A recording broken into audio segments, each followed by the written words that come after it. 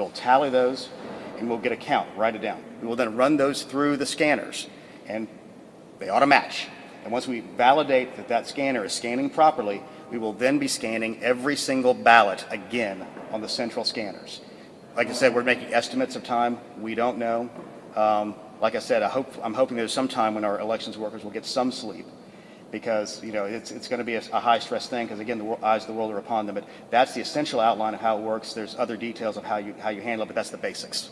I've heard from yes. some voters about an issue where they showed up on Tuesday and they were told they had already been voted. Are you aware of that issue and what might have caused it? We are aware that there's a couple of places where we've heard about it potentially happening. We don't know exactly why yet. It could be a simple thing as on the poll pad it searches first name, last name, and date of birth. So they could have been looking at the wrong person, not realizing it immediately, because like I said, the poll workers are human. And human beings are involved at all this level, so there can be errors in those, but we are obviously looking into it with the vendor to see if there's anything that can be discovered about why that might have happened. Anybody else? Yes, sir. You again?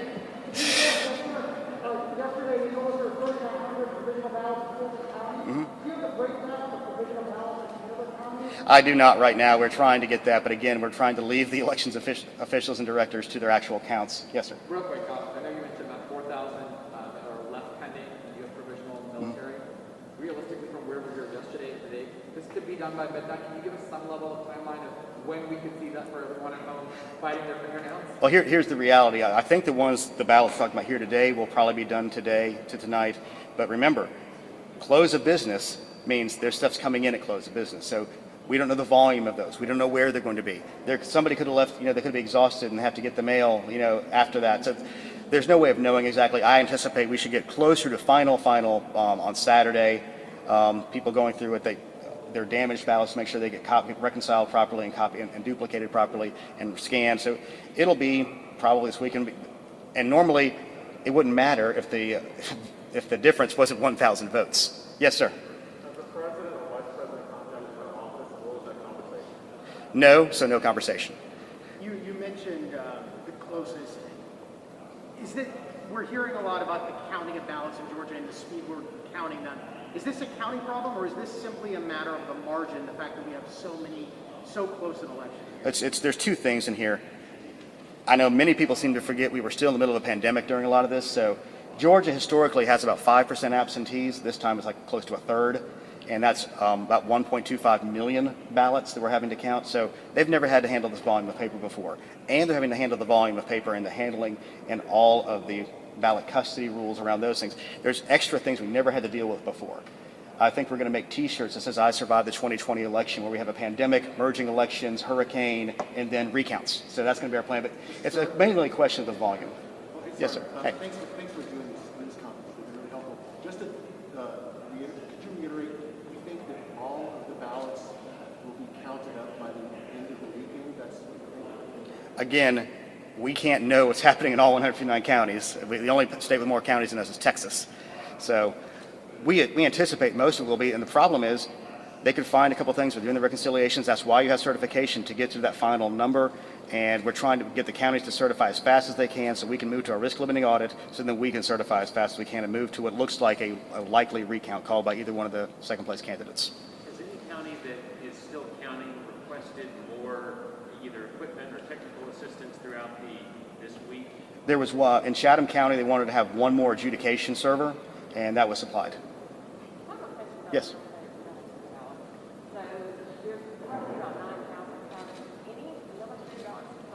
About 17,000. About 17,000 have already, and those 17,000 are already included in the counts we have. Yes, sir. I'll come back in a second. Just one more time for clarity. You talked about 4,169 that are still out there. Can you go county by county one more time so we have a clear understanding? You just want to see me get that computer back out again? Yes. All right. Give me a second. And to be clear, these are the absentee ballots that remain to be counted. We don't have numbers on provisional and military. Correct, except for there are 400 election day ballots that are included in the Gwinnett totals. So that's the only other difference in that. So, all right, so let's start from the top. Cherokee, 150. Cobb, 75. Floyd, 444. Gwinnett, approximately 3,500. And for a total of 4,169. Absentee. absentee except for the 400 of the ones in Gwinnett that were a part of the early voting that they had to rescan. Okay. All right. Anybody got anything else? I got one more question. All right. Sorry. Can you talk about whether or not an investigation has been opened by your office into this question of the water leak at State Building? Is there an investigation of that going on?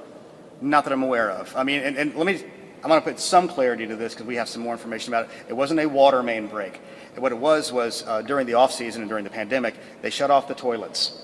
And they were turned off, and there was a leak that got around one of the edges of the shutoff valves. And over time, and it's just kind of like we said, we got hit with a hurricane. I mean, I'm going to add a water leak to the T-shirt, I think, on the surviving election 2020. All right, anything else?